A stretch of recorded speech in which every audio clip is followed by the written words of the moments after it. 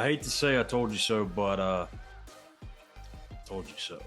I felt like yesterday was going to be a tough one for the Mountaineers, and it was. Welcome in, everybody. Good Wednesday morning here on Between the Eers. I'm Schuyler Callihan. West Virginia falling to UCF 72-59.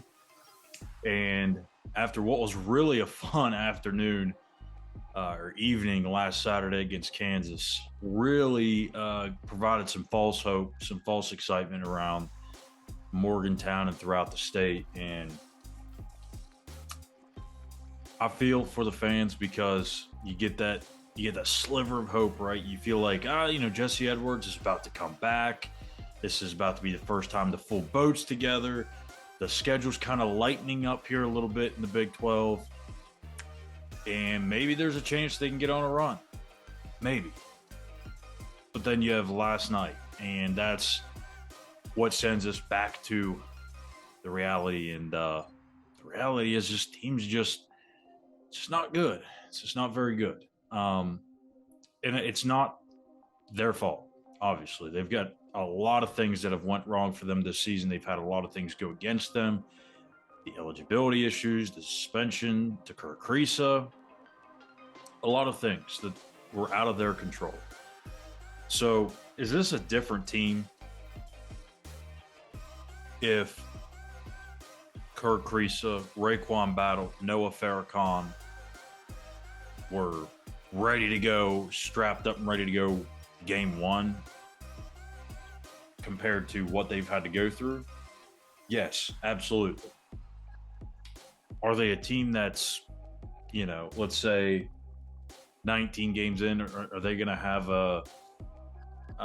say a 14-5 record?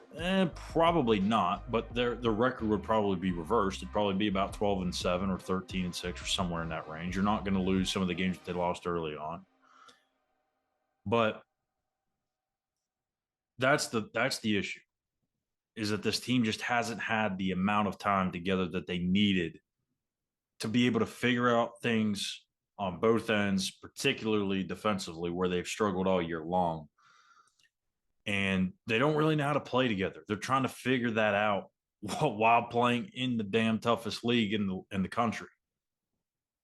And that's the thing. You're going to see with this team the remainder of the year, there's going to be some nights where they're going to beat some teams they probably have no business beating, but then they're going to also lose some games where you would think they'd probably win. Saturday is a perfect example. This past Saturday and this upcoming Saturday, you got Kansas, a team that was favored by double-digit points on the road, and you put up your best shooting performance in quite some time, and that's what it really took for you to beat them, because you gave up 85 points.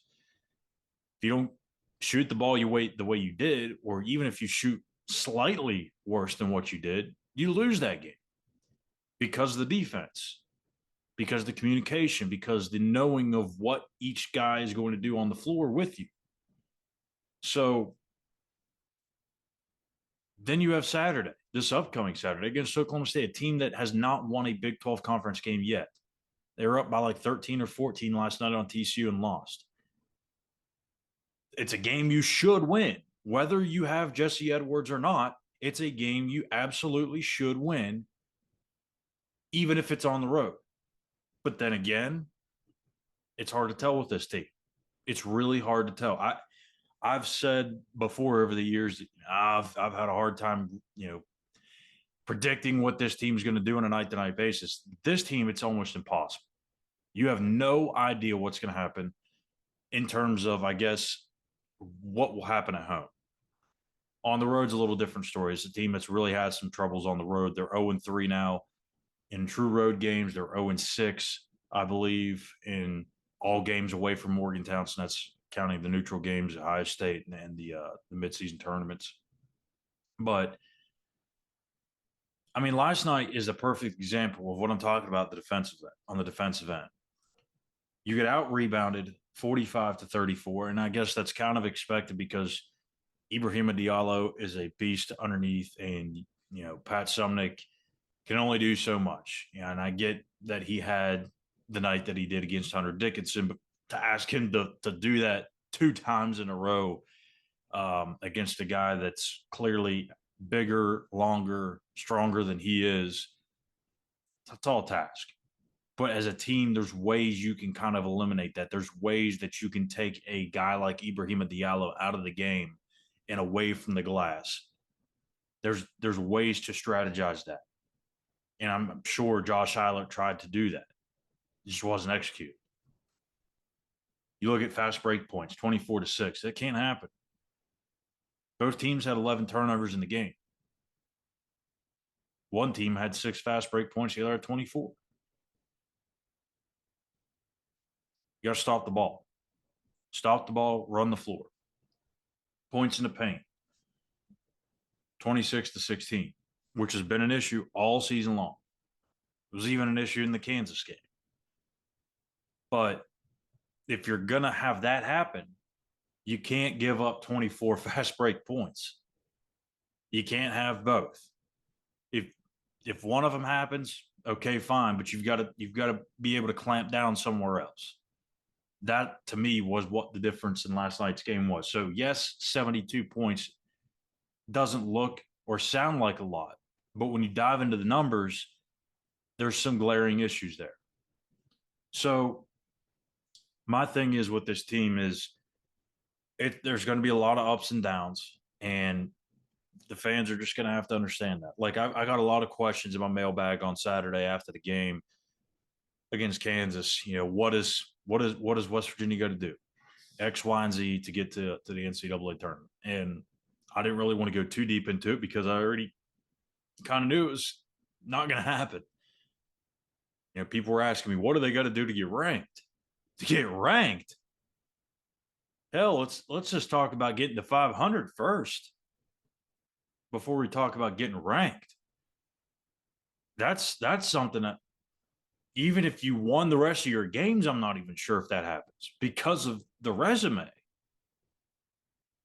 So it's a tough situation this team has been placed in. Like I said, this team is not what it would be had those guys played from the opening jump. First game of the season, and they had those 8 or 9 kind of bye games, if you will, to kind of form that chemistry, understand what Josh Schuyler really wants out of them. They understand their role, and you know kind of who's the guys that you want taking the shots, who is your guys off the bench, you know your rotations, you know what lineups work well together. They've been fighting this game by game because they don't know. They don't know, and they're trying to figure this out again in the toughest league in the country. So the reality is, again, this team is just not good. It's not good right now, and it's not to their fault because of the situation, but the situation is the situation. It's not a good team. It's a talented team, but it's a team that's got so much going against them. It's going to be hard for them to really climb out of the hole that they're in. And you feel for Josh Allen, man, because he has just been put through so damn much. And that's why Saturday, I think, was a big moment for him to be able to get that win against Kansas, to be able to celebrate that in front of the home crowd. He deserves it. That team deserves it. So I don't know. Like I said, it's not a surprise what they did at UCF last night. This is more the reality than it is than what happened against Kansas. But hopefully you find some middle ground somewhere. You start to make some ground in the Big 12 conference standings. 2-4 right now. You got some winnable games coming up. You get to 500 in conference play, then heck, who knows? You probably won't get hot down the stretch necessarily, but at least you can kind of keep your head above water and give yourself a chance going to Kansas City to play your best basketball when you need to play your best basketball. So that'll do it for me today. We're going to get back into some football talk tomorrow here on Between Ears. Make sure you hit the subscribe button on YouTube, Mountaineers Now. Give us a like and a follow on X at the same handle. And we'll be back tomorrow with another episode.